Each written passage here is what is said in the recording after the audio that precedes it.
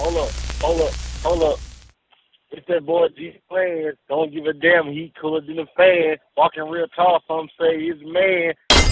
Everything, like that's the base that has the control of the youth, really. Right. You know what I'm saying? Like we was talking about, you know, when John mentioned Beyonce. All right, we all know what some people may not know, but we're gonna get it tomorrow, okay? She shouted your song out. Okay, I'll be home in a minute, okay? And I mean, I think it was a good look for Dallas, a good look for you as an artist. And you might not like just can't recognize me, but I've been seeing you grinding for a long time.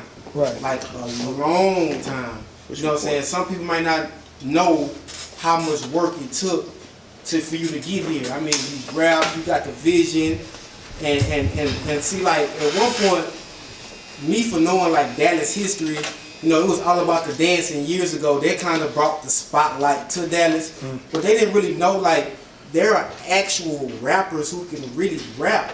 Right. You know what I'm saying, in the game. You know what I'm saying? But overall, like, how do you feel about the music scene here, your standing in the game, things of that nature? Well, first we can touch on the Beyonce. The feeling of that, to me, it was only thing I got from it was it's possible. You know what I mean? I was like, okay, it's possible for you to reach that far musically, especially coming out of doing shows through Texas, which that's humbling too, because I remember when I went doing shows in the city of Dallas, you know what I mean? Yeah. Like I really went through the grinding process of everything. So to watch the state of music change to where it's at right now is wonderful. And it's really like foundation I put in too. Like I put in a lot of that foundation to do the Beyoncés, and they bring that all the way back to Dallas. And it was a point in time where I was the only artist in Dallas I know for a fact that was on the East Coast doing shows, West Coast doing shows, in the Midwest, in places that people don't even talk like us. And when I went out there, our influence was so heavy. I was like, okay, it's only a matter of time before we get what's rightfully ours as a city. So now it's just, the internet helped. Internet make it to where you can see what's going on here. We got our own type, they cut shags and stuff like that. Like that's really this type of culture out here. Like, and now the internet see it, they might make fun of it, but they finally getting a hold of what's really going on. And what, like in the Bay, you might you got dreads, you want them short so you can go hyphy, and in Florida where they hair kinked up, like we showing like to come back to top off cuts. You know what I'm saying? We just showing our culture out here and what these fellas do and this, that, and the other. And it's an art to that, like the box. When I had the box, it was weird. Nobody was doing that. Like I was a weirdo. And then I had a blonde streak in it and everything. Like it was weird until Wiz Khalifa did it. But I was getting talked about 2-3 years prior to that. You feel what I'm saying? Just to be creative, just to stand out, just to be different as an artist in the game. Like I already knew my music was different, but I knew I had to stand out because one thing I like to be is visual. So as far as that goes, man, just to see it elevate how he is right now is wonderful. Honestly, it's real wonderful. I like it. And speaking, before this all started, like especially like when it comes to your vision, I watch Half Paint. I like the time you taking to actually like breaking down the song and painting a picture for viewers. Right. You know, you're not just like the other people. We go get a bunch of guns and we go jump in front of this camera or whatever. I mean, if they choose to do that, that's them. But as far as you as an artist, it's like, all right, when I watch a Lil Ronny video, we watching a video. Right. You know what I'm saying? He gonna be running through the house, or this girl gonna be doing this, whatever. It's gonna be like entertainment. Right. You know what I'm saying? So I see it. But that's just cause, like you saying, those are the videos now. That's what the youngsters, like I'm 27. I just turned 27. That's what the youngsters is seeing. Like they watching the Chief Keefs, and that's all they see. When I was watching music videos, I caught when 106 in Park went off. Yeah. You see what I'm saying? You had like Ludacris, Busta Rhymes, Missy Elliott. So the creativity in my videos come from what I was seeing. You know what I'm saying? Nelly, all of this, they was creative. Like they had big budgets. So all I did was take that same type of stuff, as my mama would say, we nigga rig it, put it together on a lower budget scale with my little brother Half Pint, and he turned up right now. You see what I'm saying? We was all in the mood. I remember we had $5. I can't make this up. Yeah. I can't make this up. And it all comes back into the fold of top off cuts. Me and JB know each other through this same guy right here. That was our brother. So we brothers through another brother. Yeah. You know what I'm saying? And I used to watch, like I said, Gary, JT, I watched our videos on YouTube, y'all was dancing. Right. Because I remember when he had passed, and like, I think Steve Harvey had said something about him. Right. He's like, you know, my friend's son called or whatever, and I knew it was like over $40 or something or whatever, but the whole thing, during that time, it was like, man, that guy right there, he was spitting.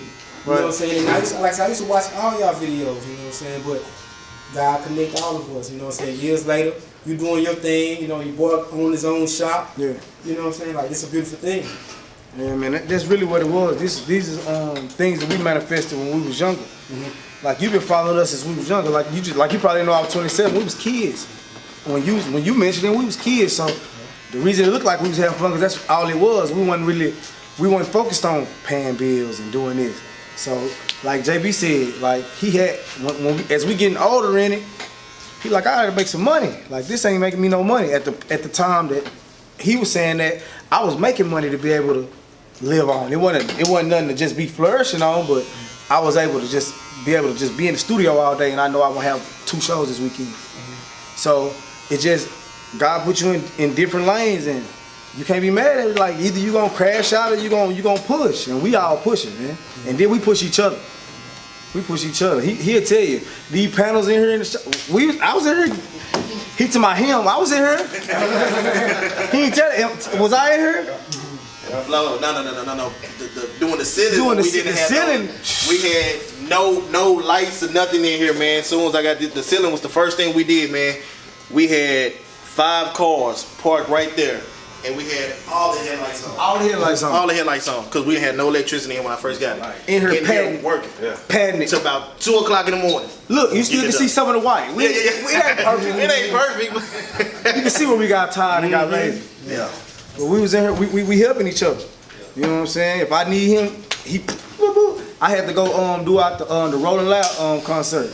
Hey, bro, I was in LA for what? A week and a half prior to that. I'm like, hey, bro, I'm gonna need a cut, bro. I need you to get here now. Wow. I need you to come film something. They catch a flight together and come out there. It's just, that's the thing. You want to build your own team up. Yep. Like I had an interview last night. I tell people all the time, you want to build your own team up. Because everywhere you go, it's gonna be people that they're not genuine, because they're trying to escape the people that they don't want to help. When at the same time, them your closest people, them the people that really know you, them the people that's gonna keep you grounded.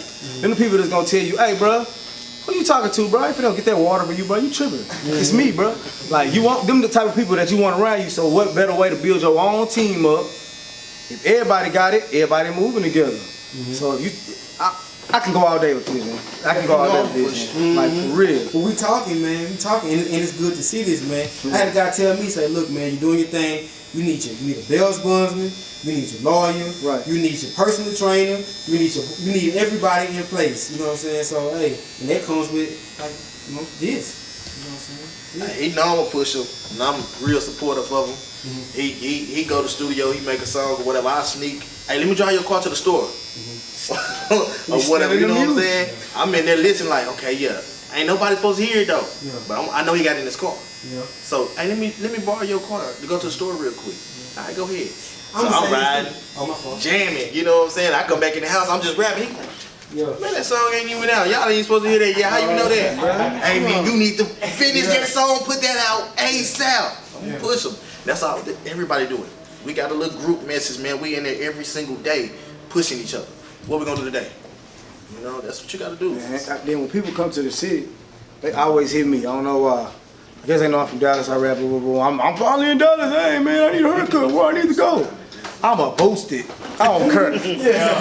I don't care, man. You better go to Top Off Cuts, man. It's the best in the world. Go get it. I'm going hard. Like they like, oh man, for sure. Boom, boom, boom. I'm always gonna shoot my people. Yeah. I'm gonna shoot you in the direction of my people, because I know we all done came up together, and I know that they professional enough that when it hits you, you're not gonna come back to me saying, man, yo, that's one thing you. At the same time, like when you was there, you was talking about the black business, we gotta support them. But at the same time, y'all gotta start giving better customer service. You gotta make me want to too. Like, if I'm gonna go to Chick-fil-A, they gonna smile when why would I go there for another $1? I went to that. So we just gotta, nah, for real. Like, you know what I'm saying? So it's just, it starts within yourself. You know what I'm saying? We all just gotta be better people, and As long as you try to become a better person, period, and strive to go further, whatever you got going, everything just flow better. When I work out, I feel better. When I don't know, when I make my bed up in the morning, I feel better. Some days I'm lazy, that day might be bad. Like, you know what I'm saying? I don't know what it is about that. It's a certain type of energy. Yep. But you working. Yeah. At the end of the day, it's for a purpose, you know what I'm saying? Every day. Like, it took time to learn how to cut hair. It took time to learn how to map the business out. It took time to learn how to purchase a property. It took time to learn how to put the ceiling up, do whatever you had to do. Same thing with him. Dancing, making sure your body together, making sure your appearance together, branding yourself, making sure you're saying the right things, all type of stuff, you know what I'm saying? So, like, you know. Oh, yeah, and I want to ask you this, too, bro. This is going to music. Like, I always ask people this, like, do you have any advice for anybody who want to be in this rap game? And this specifically for the youth, because all the young kids, they all want to be rappers and thugs or whatever the case may be, you know. And I mean, I can only tell you, this is my main thing. You're gonna have to sacrifice something, and you gotta stay consistent. Period. That's what anything you're doing. If you going to college, you sacrificing something. Most college kids broke. I perform on their campuses. Been doing it for years. Like, they really be broke. They really be in there with nothing. Like, at all. They waiting on them little chicks to come in. What? They ain't gonna ball out. You gotta learn. In college, you gotta learn to start budgeting. That refund check comes, you gonna spend it all. You ain't got nothing now. That was it. Until next semester. Period. So if you make it to the next semester. Exactly. So. And then just the sacrifice alone, like, as far as music, I done sacrificed, I can say, my time more than anything. From my family. From just being certain places that I wanted to be, and I had to be, like, I was at Wild 'N Out. I had to perform at Wild 'N Out last year. My brother was getting married. I had to call him. I'm like, hey, bro. Hey, we gotta find some type of median here. Cause that's what's gonna make you happy in life, but I can't miss my opportunity too. And he was like, bro, go. Half my brothers came with me. Him and Pike went to the wedding.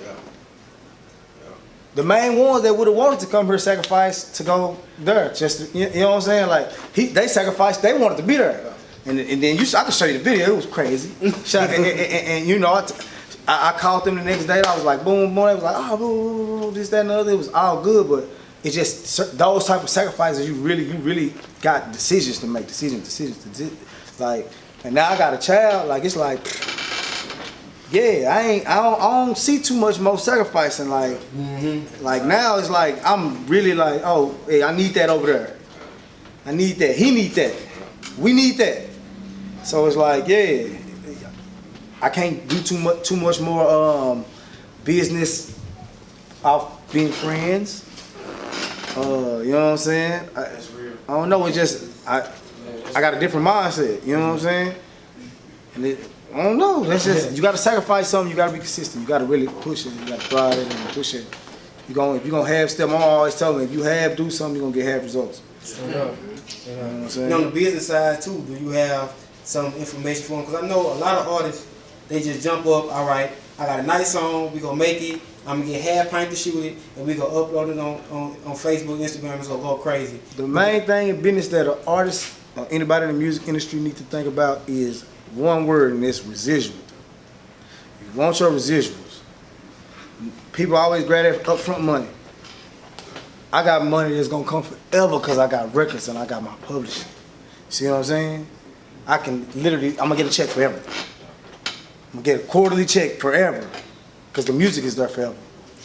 Unless somebody buy my music. And then I get a check then. See what I'm saying? But residuals, like, I don't know who it was. Like, I don't know if Martin or Jamie Foxx and all them, like, they TV shows, I don't know if they just sold their whole thing, but if they didn't, look, early on, they probably didn't know, Will Smith probably didn't know Fresh Prince of Bel-Air was gonna be that big. So imagine if he got stake in actual every DVD that's sold, every tape that's sold, every time it airs. It's rich forever. It's residual income.